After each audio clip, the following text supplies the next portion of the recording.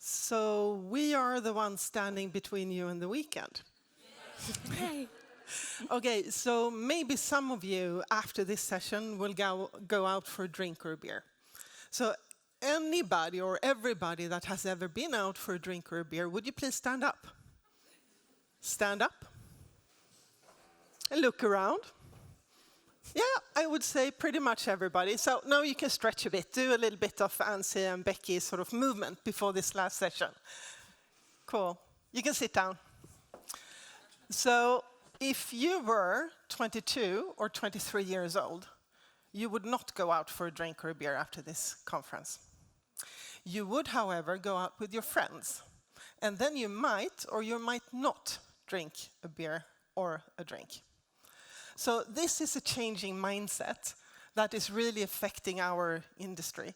And this also really affects how we communicate, engage with our consumers. So I'm Sofia. And I'm Caroline.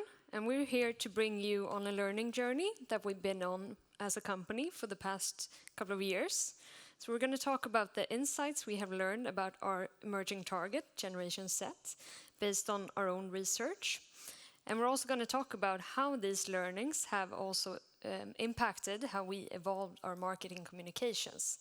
And we're actually not going to talk about Absolut, we're going to talk about Malibu today. So we're going to talk about how Malibu has evolved its influencer approach. And we're going to finish off with what you and your business can take out of all of this. So, just one important thing to point out. We talked about Gen Z yesterday, and you know a bit about them, and they're born between 1995 and 2010. And given that we are a drinks company, we of course only address those that are legal drinking age and above, so between 18 and 25 years old primarily. So, Sofia, do you want to tell us a bit more? Yes, I do. Thank you. So everything we do at the company, we always start with the consumer. Because the consumer, understanding the consumer and really knowing who they are and where they are emotionally and how they react through things and what are the drivers and barriers is really the base for everything. We really need to get to know them on an emotional level. Because if we do, we can also start building empathy and an understanding for them internally. So for this specific research, I mean, we do social media listening and social media analysis. We do a lot of quant research and qual research, quantitative numbers, qualitative talking. So for this particular project, we actually also went to 8 countries and spoke to hundreds of consumers. And all of this is a really important base for us to continue our work and to put our strategies in place for all of our brands, actually. So this year, the Gen Z has surpassed the millennials in being the biggest generation in the world. So they account for about 25% of the total population. And here in Europe, that means about 1 out of 5 is a Gen Z. But if you look at Latin America or Africa, it's actually 1 out of 3. So it's a really big part of the population in these younger economies. And these guys, they are really digital natives for real. About half of them spend more than 10 hours a day online. And 71% look at video content for more than 3 hours a day. Yes, it is. It is a wow, actually. And this really, really affects how they obtain information about the world. It really affects also their emotional well-being and also their ability to disconnect or lack of ability to disconnect, obviously. So this is a really important piece of the puzzle to understand where they are. And also, if we look at the US only, the Gen Z will influence about $600 billion in family spend. And these guys hardly earn any money by themselves. So they actually decide what the family is going to buy. And these guys are a lot more turned on to trends, and they are much more open to try products or brands. So they will help the family discover new brands. But they will also have an opinion about brands. that are not meeting the standards. So they are totally prepared to sort of disregard of these brands. So these opinions that they will have is really impacting the purchase pattern of the entire family. And the Gen Z is estimated to be the generation with the greatest influence on spend next year in 2020. They will have the biggest purchasing power in the world.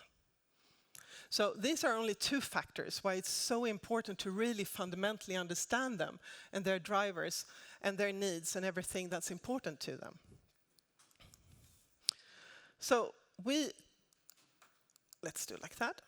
So we live in an ever-changing world, and these guys, they have a direct impact on the world, on governments and on brands, how we should behave, but they also have an impact on you guys and older generations. Sorry to say that, but you are, most of you anyway. And sorry about that. Because they are the drivers and the bearers of trends, so they will help bring those trends out to you, and then you will make them mainstream. So the idea of looking up to elders to find wisdom and knowledge, that is gone. And this is nothing, we couldn't anticipate this a generation ago. So we, in our turn, will start increasingly look at them for being the bearers of knowledge and wisdom and, bring things to us. So this is a very changing world. And as said just in the previous speaker here, is that to know where you are right now, you really need to know where you've been. So let's look at two of the forces that has really impacted the Gen Z and their world that they grew up in. And they are world events and also digital acceleration. So let's start with the world events. So these guys, they have been growing up in a world that only is knowing bank crisis, war on terror, civil unrest, political uncertainty. So they have been growing up in a world that is not very pretty. And they also have seen their parents, one or both, being unemployed. And this really means that they have a very sort of real view of the world and what the world means to them. And their Gen X parents have been telling them that, it's not necessarily so that you can be whatever you want. But whatever you want to be, you really need to work hard for it. And the millennial parents, the baby boomers, they have been telling their kids, you know what, you can be whatever you want. You can do whatever you want because you deserve it. So this is a huge difference between Gen Z and millennials. The other force is the digital acceleration.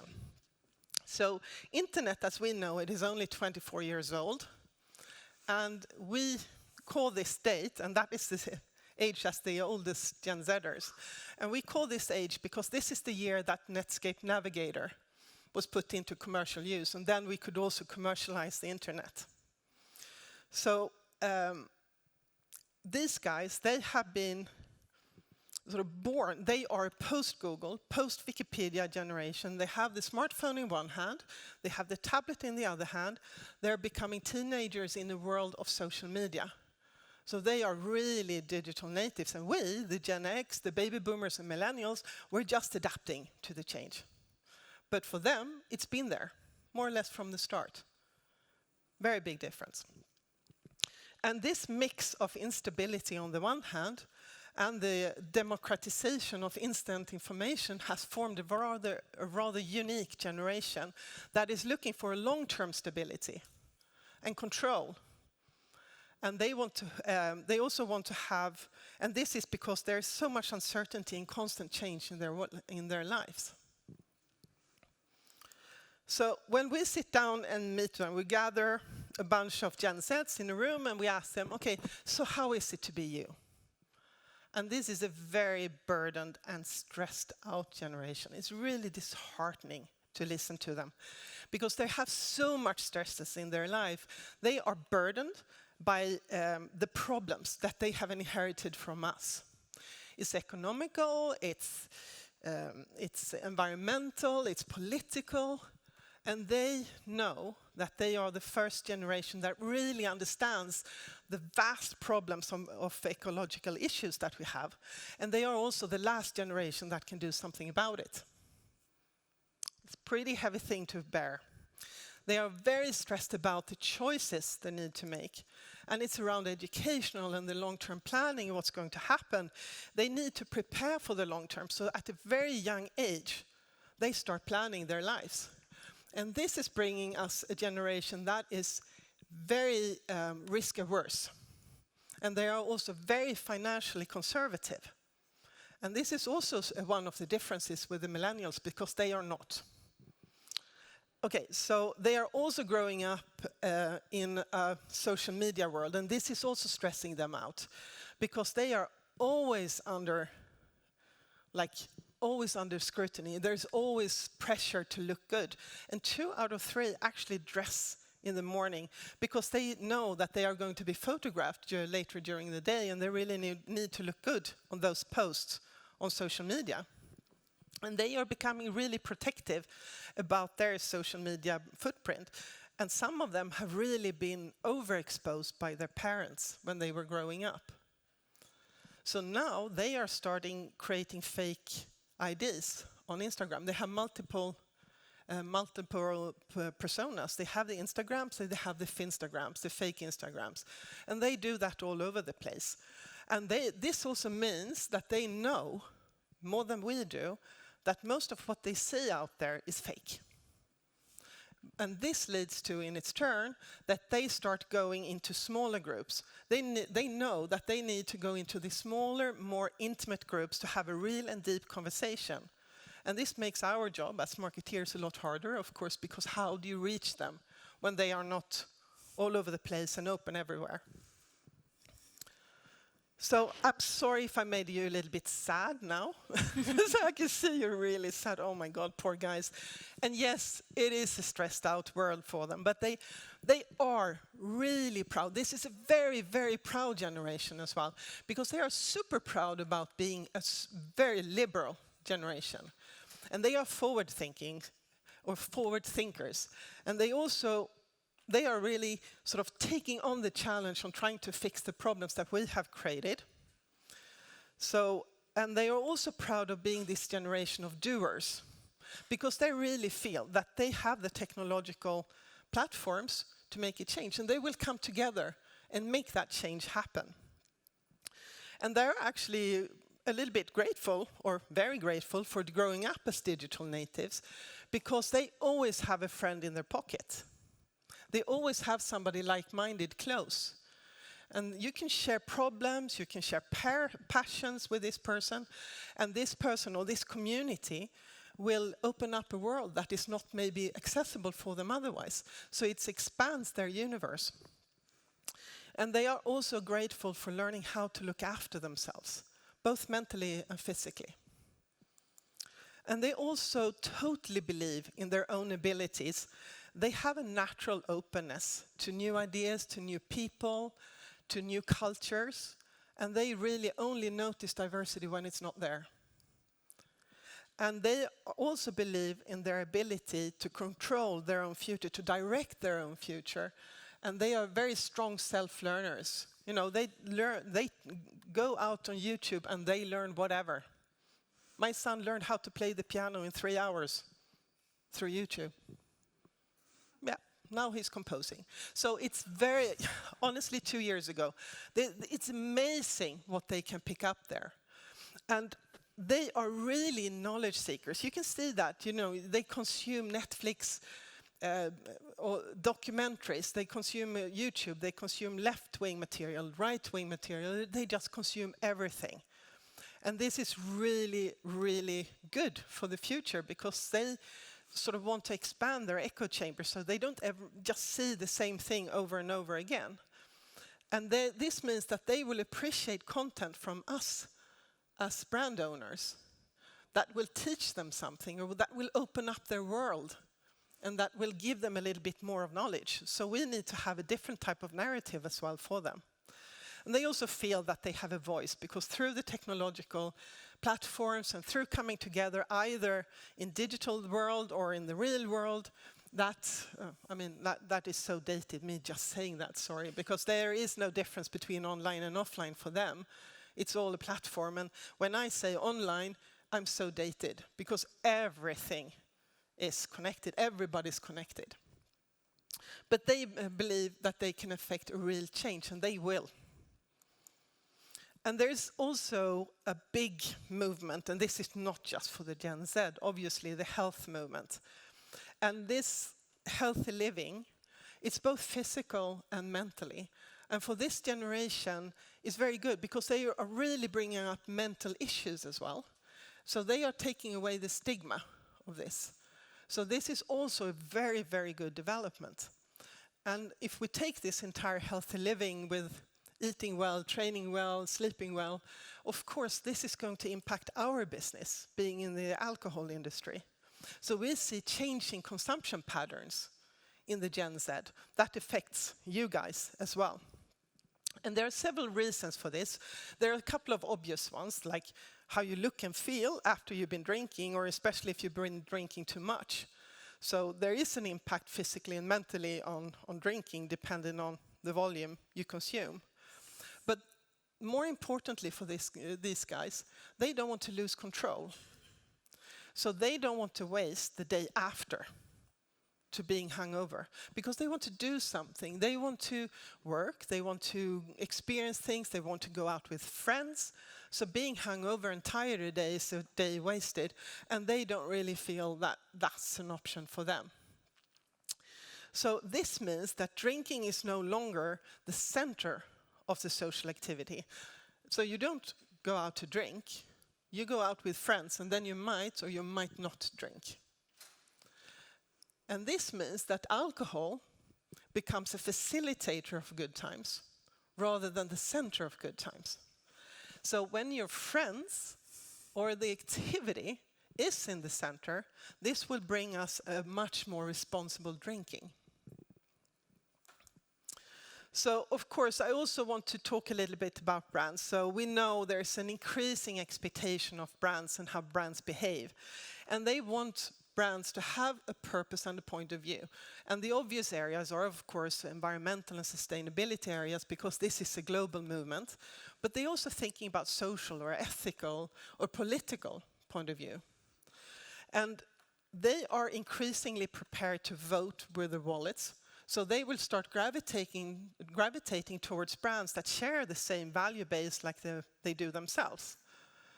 But they are also very skeptic towards big brands and big brands advertising, because they don't really want those perfect polished situations, because that is not reality. They are really, they are aware of reality. So they want their entertainment to be more part of their world and reflect the realism of their world. And they are, of course, much savvier when it comes to buying products and how to spend their money. So they will do a lot of research online. And they know a product is not going to make your life perfect. So this is the crash course on Gen Z. So now we want to understand how that impacts our marketing communication. Yes. So over to you. Thank you, Sofia. So, if we think about how to communicate to Gen Z, that is quite an interesting starting point, because we know they have been exposed to advertising basically since the day they were born, and they also have had constant access to information and entertainment at their fingertips. So the battle for their attention is fierce, and they don't really distinguish what's entertainment for them. Entertainment might be watching a YouTube clip from your favorite influencer, it might be watching Netflix, or it might be watching a piece of branded content. But it might not always be the case, because the real kind of big challenge is that given that there's so much entertainment out there for them to consume, why should they care about your brand? Why should they engage with you when they can do so many other things? And we often hear that in the research, like, what's in it for me as a consumer? Why should I engage with you? So the kind of basic hygiene when it comes to communicating with Gen Z consumers is that everything that you do towards them in terms of content has to inspire and entertain. But We learned yesterday that they do have the attention span less than a goldfish, 8 seconds. So it's also about being concise because, again, they've grown up in a digital world, they've been constantly exposed to messages, so you need to instantly grab their attention, otherwise they will not resonate or spend their time with you as a brand. But you would think then that they only want kind of bite-sized entertainment content, and we've learned that's not really the case actually, because they actually also want to learn something new. So as Sofia mentioned earlier, they're actually interested in learning new things. They're a lot about self-betterment and growing as people. So ideally, you should not only entertain them and also inspire them, but you should also teach them something new or challenge the way they think about the world. So if you think of this as brand communicators, that poses quite an interesting challenge. And then the question is, how should you connect to them? What do they resonate with? And the starting point here is really that Gen Z consumers do not look up to brands. It's not an aspirational, distant entity, something you would look up to and aspire to. They treat brands as peers. They treat brands as on their level. So brands should not talk down to them. They need to talk to them at their level. And that also means that if you're a peer or if you're a friend, you don't just have a monologue with your friend, right? You have a dialogue. So you need to entertain that dialogue with consumers and really make it interactive, because that's what they expect. So this is just a simple example from the Heuer brand, cannot pronounce it, but it's just a simple comment on their social channels. And you might just answer in quite a corporate way, saying something simple, but then you could also make it a bit more personal and engaging in a way that resonates. And secondly, I think this topic has come up a lot during these 2 days, but in the context of Gen Z, we really see it coming across as well. Because remember, they have grown up in a digital world, in a fake world, you could argue, because they've grown up on social media. So they're actually looking for realness. They're looking for human connection and for personality. And that is something that they also look for in brands. So how can brands become more human in the way they communicate with Gen Z consumers? One thing is that you could actually be a bit daring to show people that work with the brand behind the scenes, or someone that works in production or has anything to do with the product. So dare to be a bit less corporate. And secondly, you can also put potentially some human attributes to your brand or your product. So this is an example from Dropbox. I think most of you are probably familiar with Dropbox, but for those of you who are not, it's a cloud-based storage solution. And it's probably not the most emotional product you could ever think of. It's quite boring in one sense. But just look at the way they do, in a very simple way, talk about the product and add human attributes. The fact that the Dropbox is feeling lonely because you haven't been using it for a while. It's a pretty simple but smart way to actually make your product a bit more engaging, especially for Gen Z consumers. And we heard about realism earlier as well, but we hear it a lot when we also test our own communications. And that is that, again, Gen Z consumers will not aspire to brands and look up to perfect worlds, perfect people in perfectly polished situations. That was more millennials. Gen Z crave realness. They want to see real people in real situations, and they want to hear real stories. That is what they resonate with. So, then also, they're not an easy generation to advertise to. They actively avoid advertising. In fact, 70% of Gen Z consumers use ad blockers. So just think of that number for a while, and how can you engage with a consumer group that have grown up with advertising and that pay or find solutions to avoid advertising. That's quite a challenge. And we know that they also reside on a lot of different platforms, they multi-screen and so forth. So there's no one silver bullet that will make you target Gen Z, especially online. But some kind of general rules are that they resonate more with real people, and they view social media influencers more as real people than celebrities.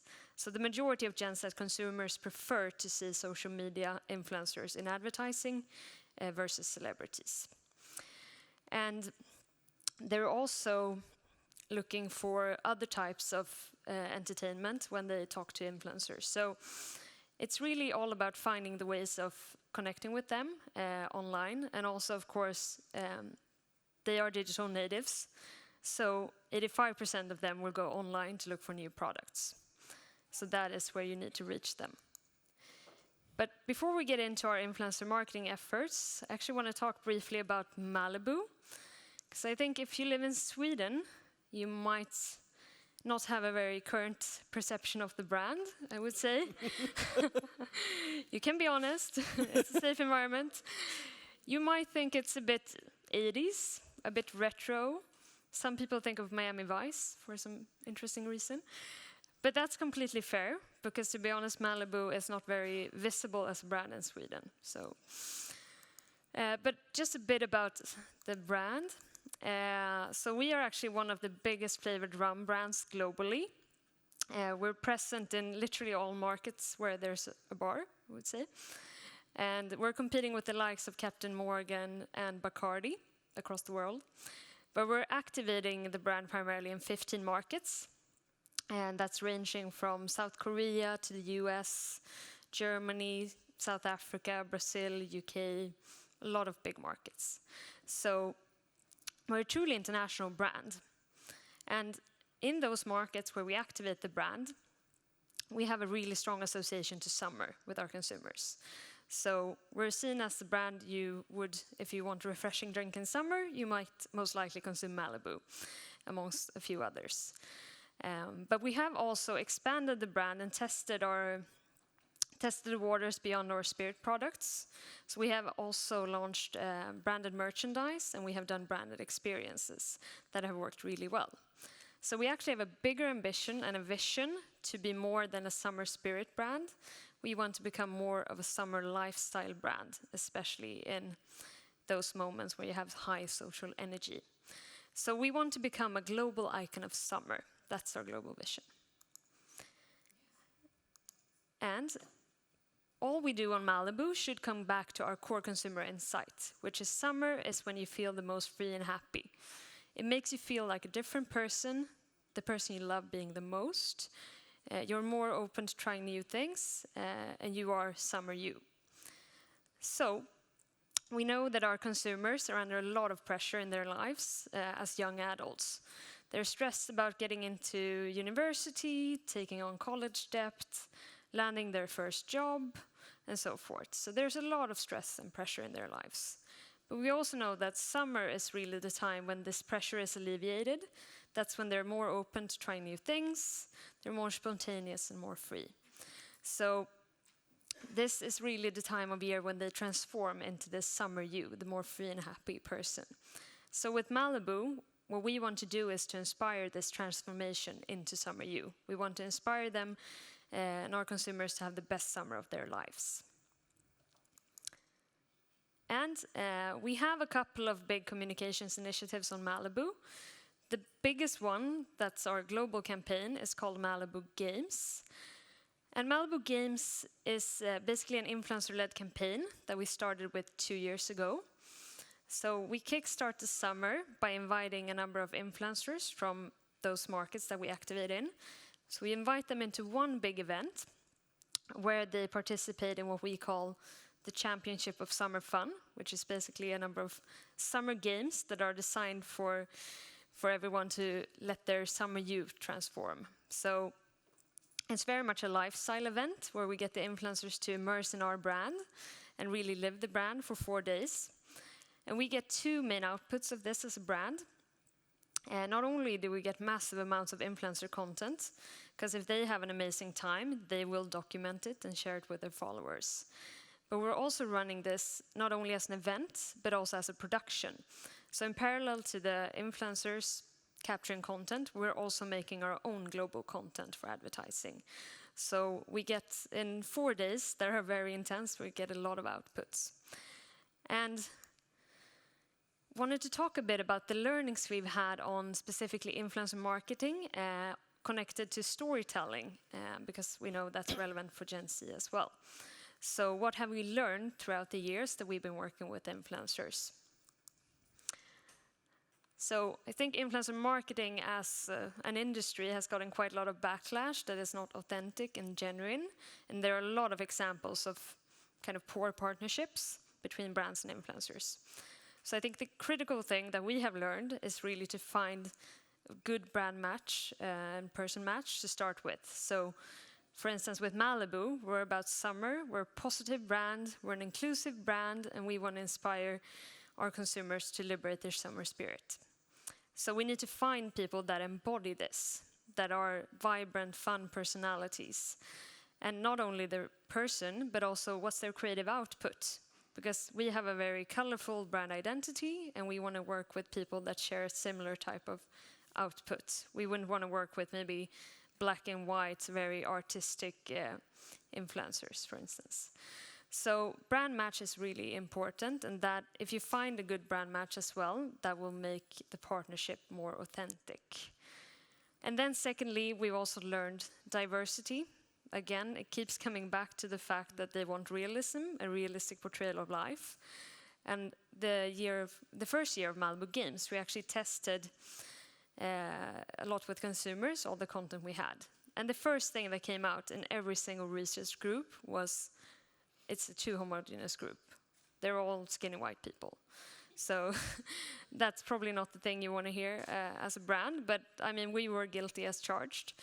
And I think there was a learning coming out of that they want to see diversity on a lot of different levels. It's everything from all shapes and sizes, different personalities, people who do different things, but really to showcase a breadth of people that reflect the world of Gen Z. So, secondly,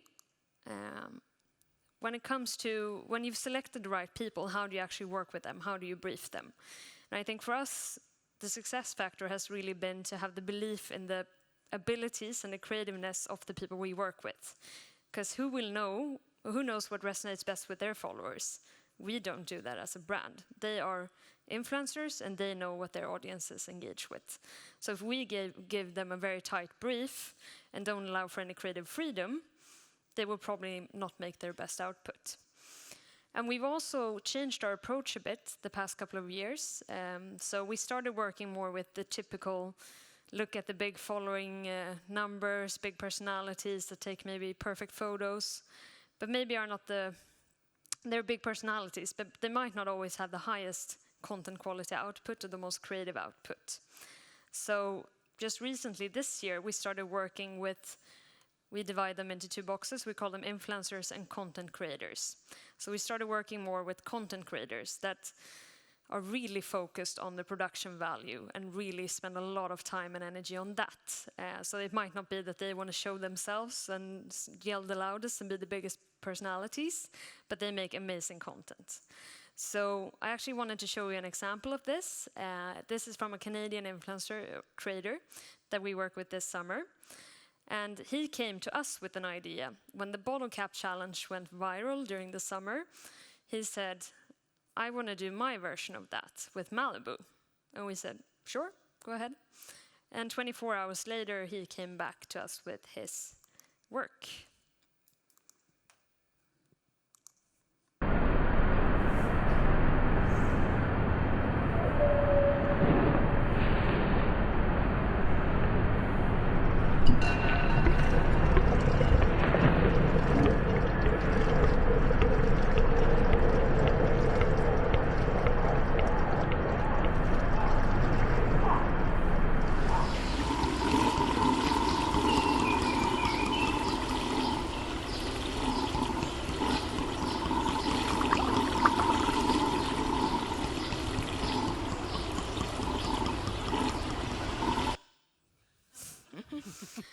So that's just one example of what can happen when you work with great people that have a lot of creativity and passion for working with the brand.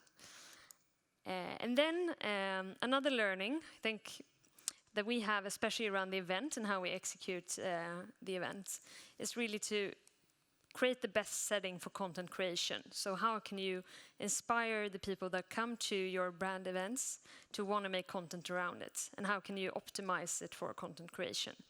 So for instance, at the Malibu Games event, we do a lot of kind of integrated branding, as you see here. That's obviously designed to make a lot of cool content around. But we also set up specific hotspots for content creation. So for instance, we have barbecue as a key occasion for Malibu. So why don't we make a barbecue where they can play around with the product, or let the influencers do some drinks and put their own flavor on a Malibu classic. So really trying to set the scene for them to make the best content, but again, give them that creative freedom.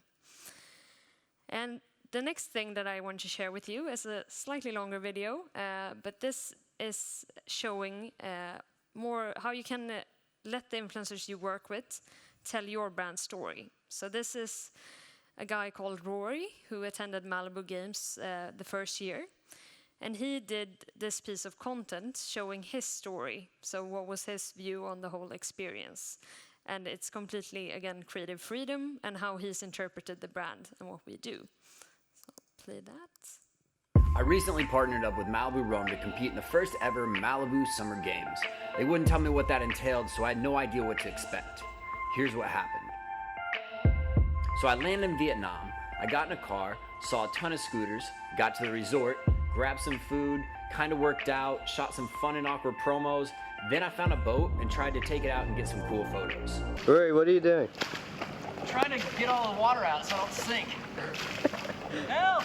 Sank the boat, rang a gong, crossed the street, rented scooters with some friends, took the scooters to the red sand dunes and did some flips with the High on Life dudes. Fell, got covered in sand, had dinner, had drinks, found out which team I was on, the Sunscreeners. Took a nap, learned a bunch of dance moves because the first event, called Synchronized Sink-Off, required you to dance in this mucky water.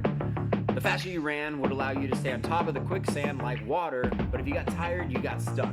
And the last person dancing, their team won. Turned out to be exhausting and harder than it looked.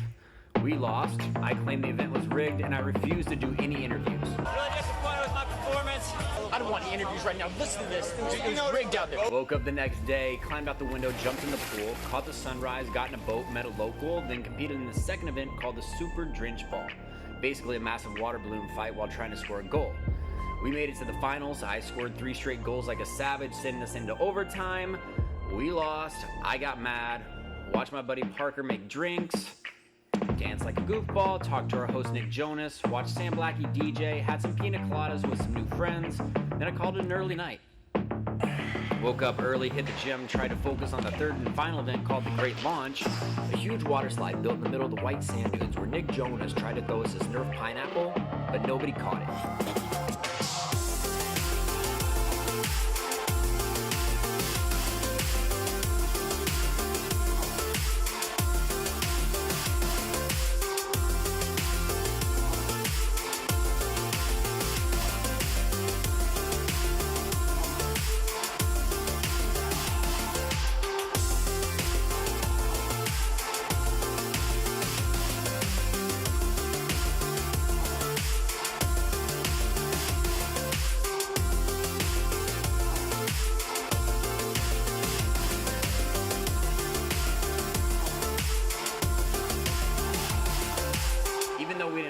I had the time of my life.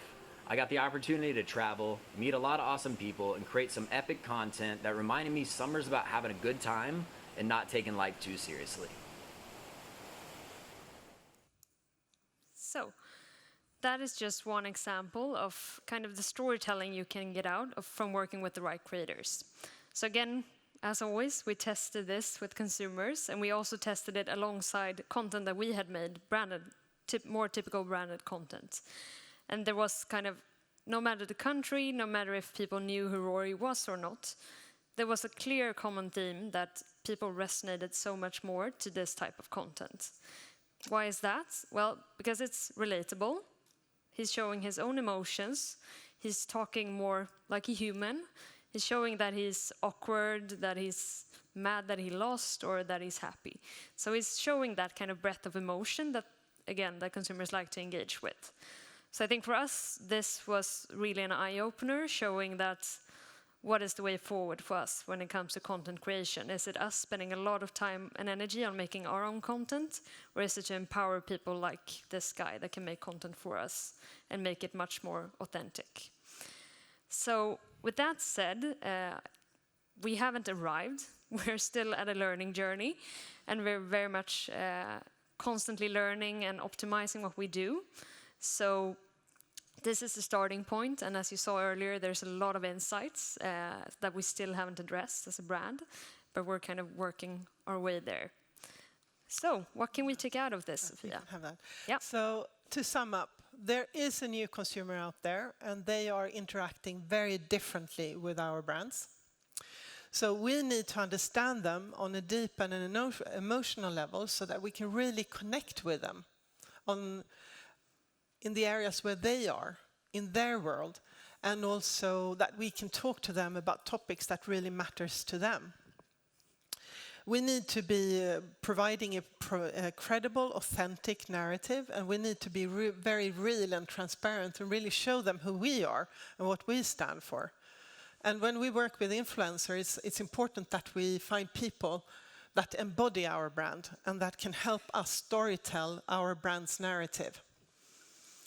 So to give you sort of our 2 cents at the end of this, there is, even though that Gen Z might not be your target consumer right now, you really have to understand them and know them because they are impacting all of us and all of our behaviors now.